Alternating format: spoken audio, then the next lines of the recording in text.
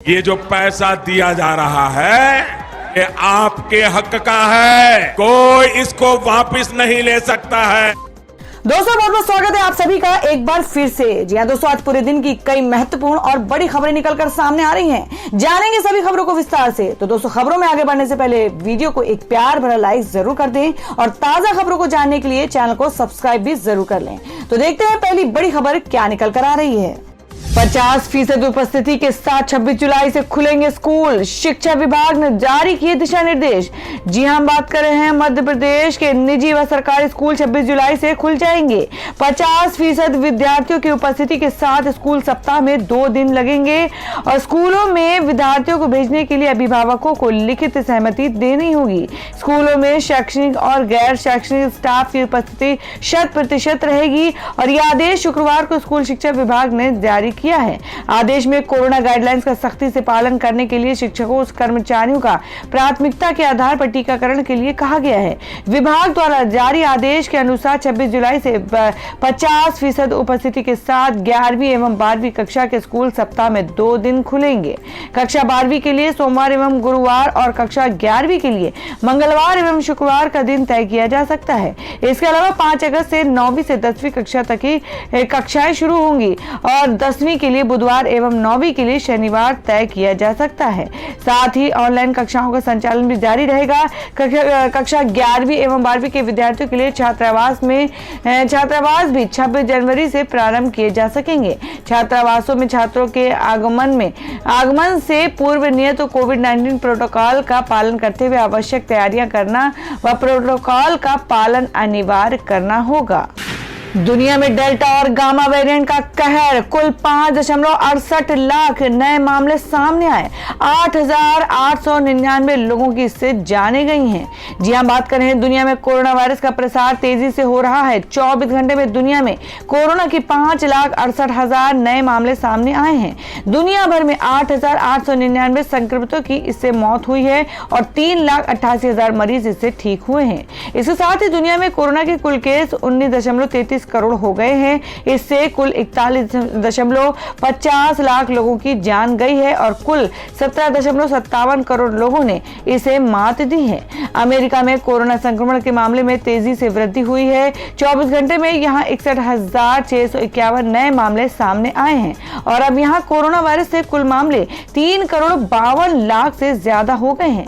एक दिन में कोरोना के चलते सबसे ज्यादा मौतों में ब्राजील और इंडोनेशिया सबसे आगे रहा। ब्राजील में 1,444 और इंडोनेशिया में 1,449 मौतें हुई हैं।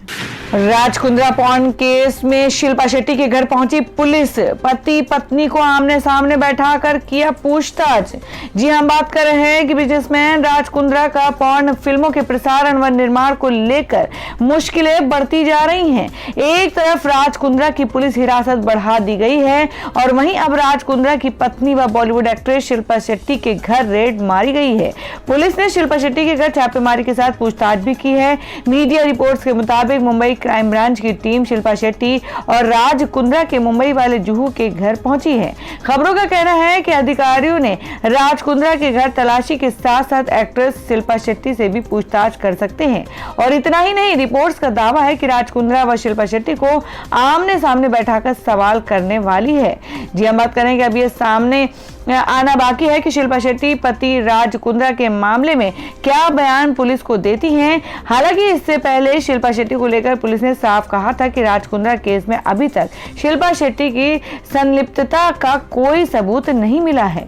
वहीं शुक्रवार को कोर्ट ने राज कुंद्रा की पुलिस कस्टडी को 23 जुलाई से बढ़ाकर 27 जुलाई तक कर दिया है। राज कुंद्रा फिलहाल भाईखला जेल में है। महाराष्ट्र में बारिश का कहर, 129 लोगों की गई जानें, कई लोग के अब भी मलबे में दबे होने की आशंका। जी हम बात कर रहे हैं कि महाराष्ट्र में पिछले कुछ दिनों से हो रही मूसलाधार बारिश राज्य के लोगों पर कहर बनकर टूटी है। इसके चलते पिछले 2 दिनों में 129 लोगों को जान गंवानी पड़ी है। जी हाँ, 24 घंटे में रायगढ़, रत्नागिरी एवं सतारा में हुई इन घटनाओं में कई लोग अब भी मलबे में दबे हैं। बाढ़ग्रस्त इलाकों में लोगों को सुरक्षित स्थानों पर पहुंचाने के लिए लिए एनडीआरएफ एवं एसडीआरएफ के अलावा नौसेना ने भी मोर्चा संभाल रखा है।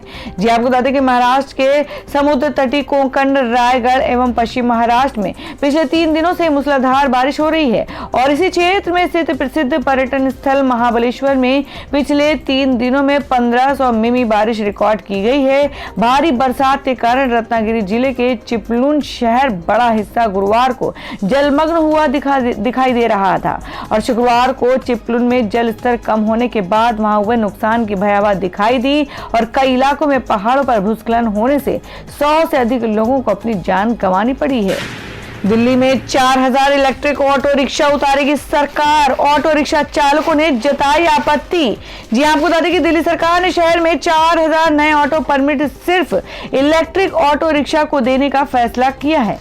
इलेक्ट्रिक ऑटो रिक्शा के लिए दिल्ली सरकार जल्द ही सभी सीएनजी स्टेशनों पर चार्जिंग पॉइंट और बैटरी स्वैपिंग स्टेशनों की शुरुआत करेगी।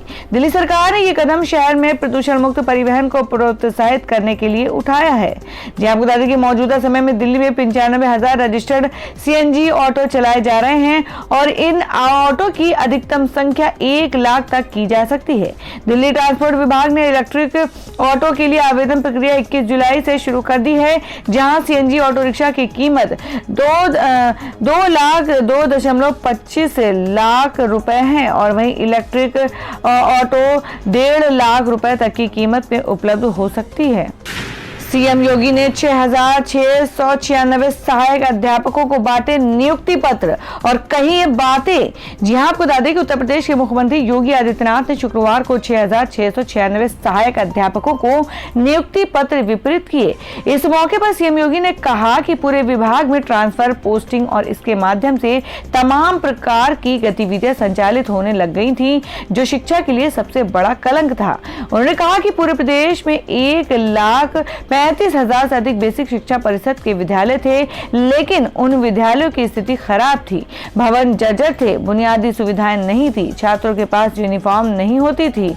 मुख्यमंत्री ने बताया कि प्रदेश में पिछले 4 साल 4 महीने में 4.25 लाख से अधिक युवाओं को सरकारी नौकरी मिली है और एक भी पद की भर्ती पर कोई संदेह नहीं कर सकता है। भर्ती में प्रक्रिया पूरी पारदर्शिता व ईमानदारी के साथ पूर्ण की गई है। उन्होंने कहा कि जो प्रदेश के नौजवानों के साथ खिलवाड़ करते थे, भर्ती की प्रक्रिया को कलंकित करते थे, उन सब के खिलाफ कठोरतम कार्रवाई की गई है। उसके परिणाम सामने हैं और आज हम बड़ी से बड़ी परीक्षाएं भी संपन्न कराते हैं तो तिनका तक नहीं हिलता। दोस्तों, अगर आप भी अपने गांव, शहर या राज्य की खबर देखना चाहते हैं तो कमेंट में अपने गांव, शहर या राज्य का नाम जरूर लिखें।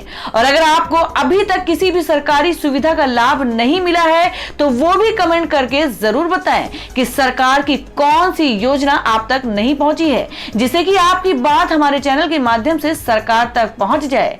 तो चलिए बढ़ते हैं अगली बड़ी खबर की ओर। इन 2 सरकारी बैंकों के निजीकरण को लेकर आई एक और खबर, जाने क्या होगा खाता धारकों पर असर। जी हम बात कर रहे हैं, केंद्र सरकार ने बैंकों के निजीकरण की तैयारी कर ली है। सरकार निजी हाथों में बैंकों को सौंपने जा रही है। केंद्र सरकार ने आम बजट के दौरान ही इस बात की घोषणा की थी। सरकार ने 2 बैंकों के निजीकरण की बात कही, जिसके बाद नीति आयोग की सलाह पर 2 बड़े सरकारी बैंक के निजीकरण का रास्ता साफ कर दिया गया है। सरकार ने इंडियन ओवरसीज बैंक और सेंट्रल बैंक ऑफ इंडिया के प्राइवेटाइजेशन की बात कही है, जिसे लेकर अब एक और बड़ी खबर आ रही है। सरकार ने 2 सरकारी बैंकों के निजीकरण की बात कही है, जिसकी तैयारी जोर शोर से चल रही है। सरकार ने इस दिशा में बड़ा कदम उठाया है। हाल ही में अल्टरनेटिव मैकेनिज्म के ग्रुप ऑफ मिनिस्टर्स की बैठक हुई और इस अहम बैठक में बैंकों के निजीकरण को लेकर अहम चर्चा की गई है। सरकार ने इस मीटिंग में बैंकों के निजीकरण को लेकर चरणबद्ध तरीके से उठा जाने वाले कदम को लेकर चर्चा की गई और इस बैठक में वित्त मंत्री निर्मला सीतारमण के साथ केंद्रीय परिवहन मंत्री नितिन गडकरी, रेल मंत्री अश्विनी वैष्णव के साथ साथ कोयला मंत्री भी शामिल थे। अल्टरनेटिव मैकेनिज्म के ग्रुप ऑफ मिनिस्टर्स के ऊपर बैंकों के निजीकरण के फैसले की जिम्मेदारी सौंपी गई है। गैस सिलेंडर हुआ महंगा, जानिए कितने बढ़े रेट। जी आपको बता दें कि त्योहारी सीजन में आम लोगों को सरकार ने झटका दिया है। आज से सरकारी तेल विपणन कंपनियों ने गैस सिलेंडर का रेट बढ़ा दिया है। ये लगातार दूसरा महीना है जब गैस का सिलेंडर महंगा किया गया है। इंडियन ऑयल कॉर्पोरेशन IOC की साइट पर दी जानकारी के अनुसार दिल्ली में 14.2 किलोग्राम का नॉन सब्सिडी वाला रसोई गैस सिलेंडर 15 रुपए महंगा हो गया है। रेट बढ़ाने के बाद ये दिल्ली में अब 605 रुपए का हो गया है और ये एक महीने से पहले यानी 1 सितंबर को इसका दाम बढ़ाकर 590 रुपए प्रति सिलेंडर किया गया था। और वहीं सरकार ने प्राकृतिक गैस के दाम में कटौती का फैसला किया है। और दोस्तों मैं बता दें कि क्या है देश भर में सोने चांदी के ताजा भाव। आपको बता दें कि सराफा बाजार में सोने के दाम में 135 रुपए प्रति 10 ग्राम की गिरावट देखने को मिली है और आज सोने का दाम 47,255 रुपए प्रति 10 ग्राम पर रहा है। और वहीं चांदी की कीमत में 242 रुपए प्रति किलोग्राम की गिरावट देखने को मिली। इससे चांदी की कीमत 67,152 रुपए प्रति किलोग्राम पर रही है। इन राज्यों में भारी बारिश की चेतावनी, जाने यूपी, दिल्ली सहित अन्य राज्यों के क्या है मौसम के हाल। जी आपको बता दें कि देश के अलग अलग हिस्सों में जमकर बारिश हो रही है। महाराष्ट्र में हो रही भारी बरसात ने राज्य में तबाही मचा दिया है और वहीं दिल्ली समेत देश के उत्तरी इलाकों में मौसम उमस भरा रहा, लेकिन अब उत्तरी राज्यों को जल्द ही गर्मी से राहत मिलेगी। मौसम विभाग का कहना है कि अगले सप्ताह में पश्चिमी बंगाल की खाड़ी में कम दबाव के क्षेत्र की वजह से पूर्वी और उत्तरी भारत में अगले 2 दिनों तक अच्छी बारिश हो सकती है। मौसम विभाग ने कहा कि दिल्ली, उत्तर प्रदेश, उत्तराखंड और हिमाचल प्रदेश में अगले 2 दिनों में बहुत ज्यादा बारिश देखने को मिलेगी। तेलंगाना और महाराष्ट्र में भी भारी बारिश ने तबाही मचा रखी है। तो दोस्तों ये थी अब तक की सभी बड़ी खबरों की अपडेट्स। टुडे ब्रेकिंग न्यूज और लेटेस्ट खबरों को देखने के लिए हमारे चैनल को सब्सक्राइब जरूर कर लें, वीडियो को लाइक और शेयर भी जरूर कर दें अपने दोस्तों और रिलेटिव्स के साथ। तो दोस्तों फिर मिलेंगे काम की खबरों और सरकारी योजनाओं की एक और नई वीडियो के साथ। तब तक के लिए धन्यवाद दोस्तों।